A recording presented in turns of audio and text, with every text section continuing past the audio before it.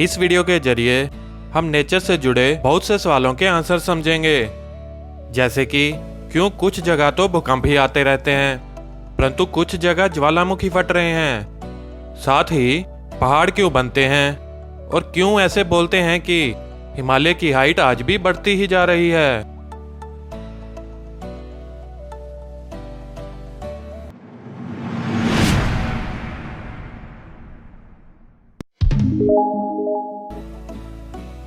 दोस्तों, इस वीडियो का टॉपिक है ज्योग्राफी पार्ट 5 और इसमें हम जानेंगे टेक्टोनिक प्लेट्स यानी कि प्लेट विवर्तनिक के बारे में।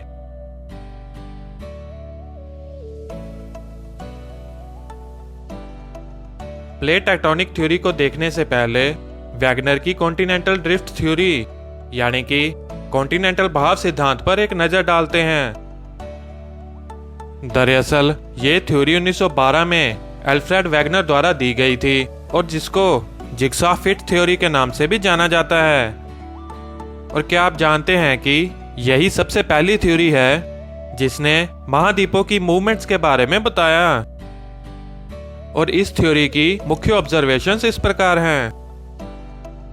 कोल बेड यानी कि कोयला भंडार पूर्वी संयुक्त राज्य से लेकर दक्षिणी यूरोप तक बिछा हुआ है। दक्षिण अमेरिका, अफ्रीका, भारत, ऑस्ट्रेलिया और अंटार्कटिका में पौधों के एक जैसे फॉसिल्स यानी कि जीवाश्म मिले हैं। इसी तरह रेप्टाइल्स के फॉसिल्स दक्षिण अमेरिका और अफ्रीका में भी पाए गए हैं। इसके साथ ही दक्षिण अमेरिका और अफ्रीका में पाए जाने वाले शुरुआती मैमल्स के फॉसिल्स भी मिले हैं। इतना ही नहीं, दक्षिण अमेरिका और अफ्रीका में फॉसिल्स एक जैसी उम्र वाले और एक ही टाइप के रॉक्स में पाए जाते हैं। और क्या आप जानते हैं कि उत्तरी अमेरिका, अफ्रीका और दक्षिण अमेरिका में माउंटेन रेंजेस यानी कि पर्वत श्रृंखलाएं भी एक जैसी हैं। और साथ ही ग्लेशियर्स के कुछ ऐसे एविडेंस भी मिले हैं जिसमें warm and dry climate areas यानी कि गर्म और शुष्क जलवायु वाले क्षेत्र मौजूद हैं और जो इस बात का प्रूफ देते हैं कि महाद्वीप जो आज भूमध्य रेखा के करीब हैं, पुराने समय में वह दक्षिणी ध्रुव के करीब थे। ये सारी ऑब्जर्वेशंस यही इशारा कर रही थी कि सभी के सभी कॉन्टिनेंट्स यानी कि महाद्वीप पहले एक साथ होंगे और इसीलिए एक जैसी चीजें कोई 2 या 3 कॉन्टिनेंट्स के ऊपर कॉमन हैं। और इन्हीं पॉइंट्स को देखकर अब वैगनर थ्योरी इस प्रकार है। वैगनर के अनुसार सभी महाद्वीप एक सिंगल भूमि पर एक ही मास यानी कि द्रव्यमान में थे जिसे पैंजिया के नाम से जाना जाता था। और उस वक्त एक ही बहुत बड़ा महासागर था जिसे पैंथलेसा कहा गया। और लगभग 200 मिलियन वर्ष पहले यही पैंजिया बड़े भूभागों में विभाजित हुआ यानी कि लोरेशिया और गोंडवाना लैंड के रूप में, और जो बाद में कई छोटे महाद्वीपों में टूट गया। पैंजिया का कुछ हिस्सा पश्चिम की ओर और कुछ हिस्सा सेंटर मतलब कि भूमध्य रेखा की ओर चला गया। और साथ ही टेथिस सी में सेडिमेंट्स इकट्ठे होने लगे जिससे हिमालय और आल्प्स पर्वतों का निर्माण हुआ। पश्चिम की ओर बहाव के कारण अमेरिका के किनारे बनने के साथ साथ रॉकीज और एंडीज भी बने। दोस्तों, एक बार दोबारा इस थ्योरी को समझते हैं। सबसे पहले पूरा लैंड का पार्ट ऐसे एक साथ था जिसको पैंजिया कहा गया। उसके बाद ये 2 टुकड़ों में बटा यानी कि लोरेशिया और गोंडवाना लैंड, और जो आगे ऐसे टुकड़ों में बंटकर सभी तरफ फैलते गए जिनको आज हम कॉन्टिनेंट्स यानी कि महाद्वीप बोलते हैं। और क्या आप जानते हैं कि चाहे वैगनर के सिद्धांत के आधे से ज्यादा पॉइंट्स को स्वीकार नहीं किया गया, लेकिन फिर भी इस थ्योरी की मुख्य थीम यानी कि हॉरिजॉन्टल डिस्प्लेसमेंट मतलब कि क्षैतिज विस्थापना को आगे भी बनाए रखा गया। और इसी थ्योरी के कुछ पॉइंट्स नई थ्योरीज जैसे कि प्लेट टेक्टोनिक थ्योरी के लिए बेस पॉइंट्स बन गए। अब देखते हैं प्लेट टेक्टोनिक्स थ्योरी क्या है।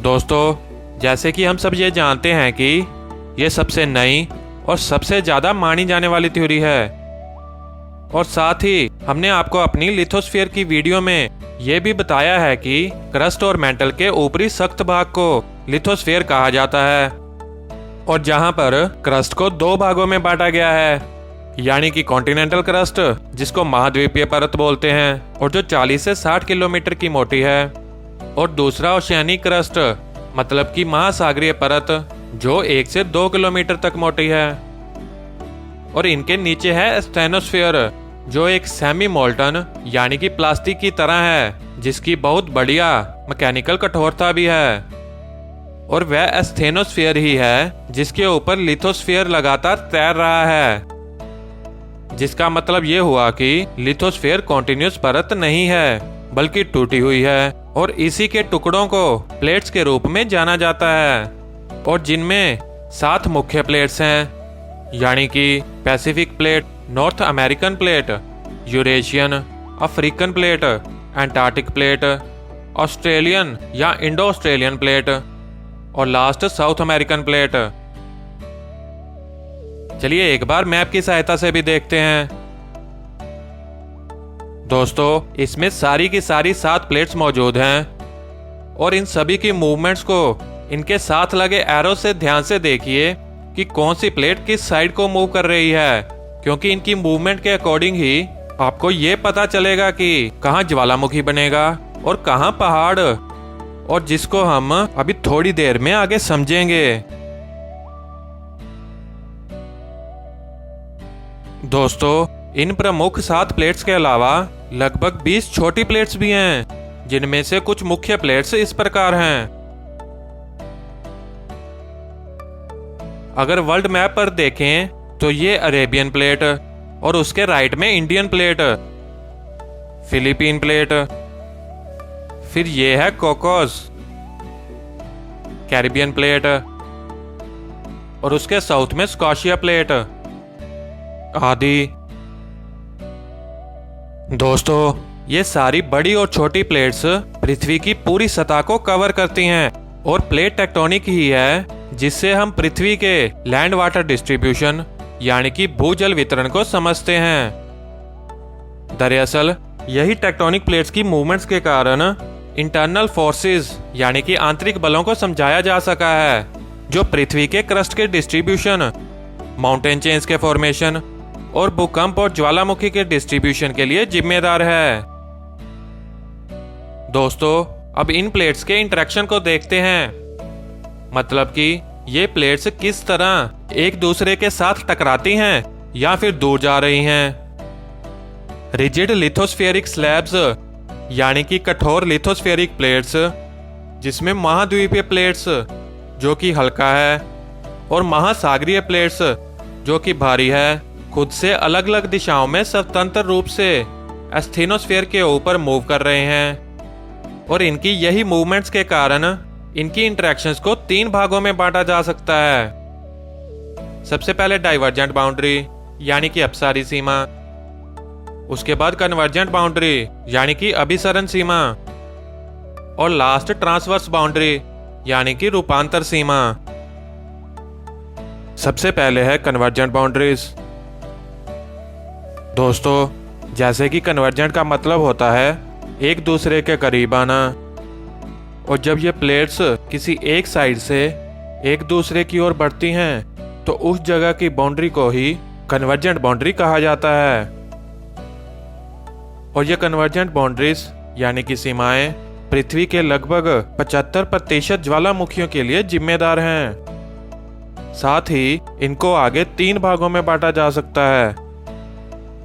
पहली है ocean ocean convergent plate boundary यानी कि महासागर महासागर कन्वर्जेंट प्लेट बाउंड्रीज। दोस्तों, जब 2 महासागरीय प्लेटें आपस में मिलती हैं और आपस में टकराती हैं तो जो प्लेट भारी होती है वो दूसरी हल्की प्लेट के नीचे चली जाती है और वही दबती जाती है, और ये एस्थेनोस्फीयर या फिर ऊपरी मेंटल में होता है जहां नया मैग्मा बनता जाता है, और ऐसी बाउंड्री को ही ओशियन ओशियन कन्वर्जेंट बाउंड्री यानी कि महासागर महासागर कन्वर्जेंट प्लेट सीमा कहा जाता है। इस बात पर भी ध्यान दें कि जब भी ऐसी महासागरीय प्लेट्स नीचे धंसती है तो जो प्लेट पिघलकर नया मैग्मा बनाती है वह बाकी चट्टान से हल्का होता है, जिसके कारण वह ऊपर उठने लगता है और समुद्र की सतह तक आ जाता है। फलस्वरूप वह समुद्र में ही वोल्केनो या वोल्केनिक आइलैंड मतलब कि ज्वालामुखियों का निर्माण करता है। जैसे कि यहाँ ये ओशियन प्लेट भारी है और ये वाली हल्की, तो जिस जगह ये दोनों कन्वर्जेंट बाउंड्री बना रही हैं वहाँ हैवी प्लेट नीचे की ओर दबती जा रही है और नीचे धंसते धंसते ही मैग्मा बनाती जा रही है, जो कि हल्का होने से समुद्र की सतह पर ज्वालामुखियों का निर्माण कर रहा है, यानी कि ये।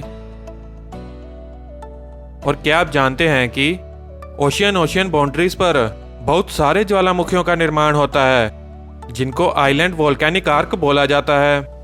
और इस तरह के आर्क के उदाहरण हैं Japan, Philippines, Tonga island, Aleutian island और वेस्ट इंडीज के आइलैंड्स आदि। दूसरी है ओशियन कॉन्टिनेंटल कन्वर्जेंट बाउंड्री, यानी कि महासागर महाद्वीपीय सम्मिलित सीमा। दोस्तों, ओशियन कन्वर्जेंट बाउंड्रीज की तरह ही यहाँ पर भी अक्सर ज्वालामुखी ही बनते हैं। जब एक महासागरीय प्लेट महाद्वीपीय प्लेट से टकराती है तो महासागरीय प्लेट हमेशा नीचे रहती है, क्योंकि ये महाद्वीपीय प्लेट की तुलना में ज्यादा डेंस यानी कि सघन है। और जब ये महाद्वीपीय प्लेट महासागरीय प्लेट के नीचे धंसती है तो अब नया मैग्मा बनाती है, यानी कि अब फिर ज्वालामुखी बनते हैं। और इनमें सबसे अधिक दिखाई देने वाला उदाहरण है एंडीज पर्वत, जो कि अमेरिका के पश्चिमी तट पर है। दोस्तों, पूरे वर्ल्ड की पीक में ये है साउथ अमेरिका और जिसके वेस्ट में ये रहा एंडीज, और जहां पर इसी तरह से वोल्केनोस यानी कि ज्वालामुखी बनते हैं। जब ये वाली Nazca plate south American plate के नीचे धंसती जाती है, और सिर्फ नाज़का प्लेट के ही नहीं बल्कि पूरी की पूरी पैसिफिक प्लेट के इर्द गिर्द ऐसे ही वोल्केनो बन रहे हैं, और जिसको रिंग ऑफ फायर कहा जाता है। यानी कि ये देखिए, और इस रिंग ऑफ फायर में महाद्वीपीय तटों की सीमा पर कई खाइयों में सबडक्शन हो रहा है, और ये लगभग 450 ज्वालामुखी हैं, जो कि पृथ्वी पर सभी ज्वालामुखियों के 75% से अधिक हैं। लास्ट है कॉन्टिनेंट बाउंड्री, मतलब कि महाद्वीपीय सीमा। जब एक महाद्वीपीय प्लेट दूसरी महाद्वीपीय प्लेट से टकराती है तो जैसे कि इन दोनों ही प्लेट्स की क्रस्ट यानी कि पपड़ी बहुत हल्की और अति सूक्ष्म होती है, तो इसलिए इनके टकराने से कोई भी प्लेट नीचे मेंटल में नहीं डूबती, बल्कि ये दोनों ही महाद्वीपीय प्लेट्स एक दूसरे पर जोर डालती हैं और दोनों इतना कंप्रेस कर देती हैं कि अंत में दोनों के बीच एक ही ब्लॉक बनता जाता है, जिसको फोल्डेड माउंटेन बेल्ट बोला जाता है। जैसे कि यहाँ पर दोनों कॉन्टिनेंटल क्रस्ट यानी कि ये और ये एक दूसरे की ओर टकरा रहे हैं, और इनके टकराने की जगह पर यानी कि यहाँ पर फोल्डेड माउंटेन्स बनते जा रहे हैं। और इसके लिए बेस्ट एग्जाम्पल है हमारा हिमालय पर्वत, जहां अभी भी परतें टकराती जा रही हैं, और जिसके कारण ही हिमालय की ऊंचाई आज भी बढ़ती ही जा रही है। दरअसल जब इंडियन प्लेट यूरेशियन प्लेट से टकराई, यानी कि ये देखिए, तो धीरे धीरे यहां माउंटेन बनने लगे, जिसको हिमालयन रेंज कहा जाता है। और इस बात पर भी ध्यान दें कि टकराने वाली प्लेटों के बीच बहुत ज्यादा प्रेशर होने के कारण ऐसी सीमाओं पर मेटामॉर्फिक चट्टानों का निर्माण आम बात है, और जिसको हमने अपनी 4 स्फीयर्स ऑफ अर्थ की वीडियो में और अच्छे से बताया है। और क्या आप जानते हैं कि कॉन्टिनेंट बाउंड्रीज पर ज्वालामुखी कॉमनली नहीं बनते, क्योंकि इन प्लेट्स का कोई सबडक्शन नहीं हुआ, यानी कि कोई भी नीचे नहीं धसी। और नए मैग्मा बनने के लिए सबडक्शन बहुत ही जरूरी है। चलिए दोस्तों, अब देखते हैं डाइवर्जेंट बाउंड्रीज। इनमें प्लेट्स एक दूसरे के दूर जा रही हैं। और दोस्तों, नॉर्मली जिस जगह दो प्लेट्स एक दूसरे से दूर जाएं, वहां धरती के अंदर का मेंटल पिघलकर ऊपर सतह पर आने लगता है और साथ ही ठंडा होने लगता है, जिससे अब नई परत बनती है और जिस कारण यहाँ पर भूकंप आते हैं, जिन्हें प्रसार केंद्र कहा जाता है। और बाकियों की तुलना में ये भूकंप छोटे होते हैं।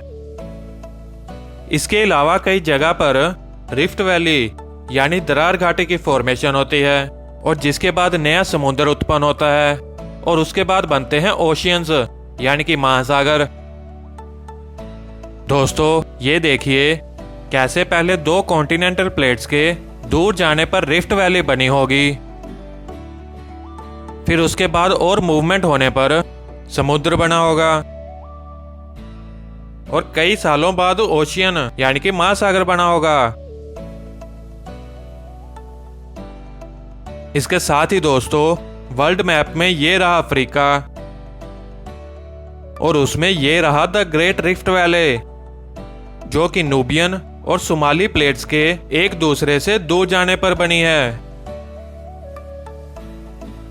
और आज के वक्त ये ऐसी दिखाई देती है।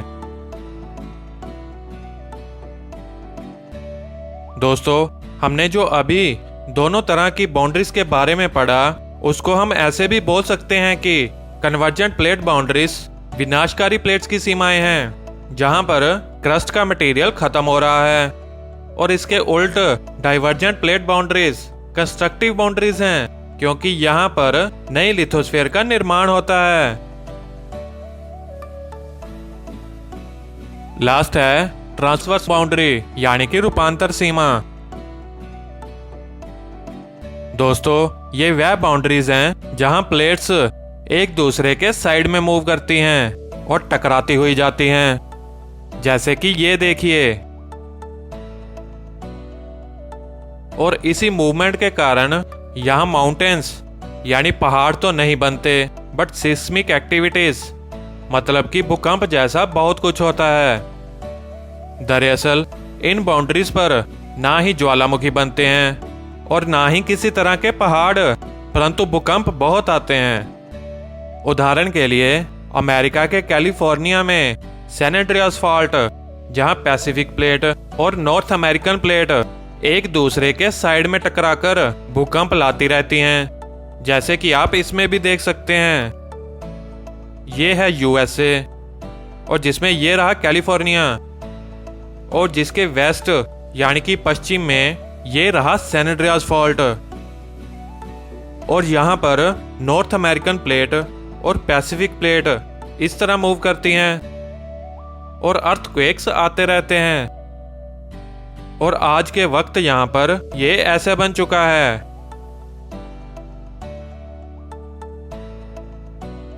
दोस्तों, आप हमें इंस्टाग्राम पर फॉलो करके रेगुलर पोस्ट से भी नॉलेज ले सकते हैं। पेज का लिंक नीचे डिस्क्रिप्शन में दिया गया है। धन्यवाद दोस्तों, ज्योग्राफी के इस भाग में इतना ही। आपको ये वीडियो कैसा लगा कमेंट करके जरूर बताएं, और वीडियो को लाइक और शेयर करना ना भूलें।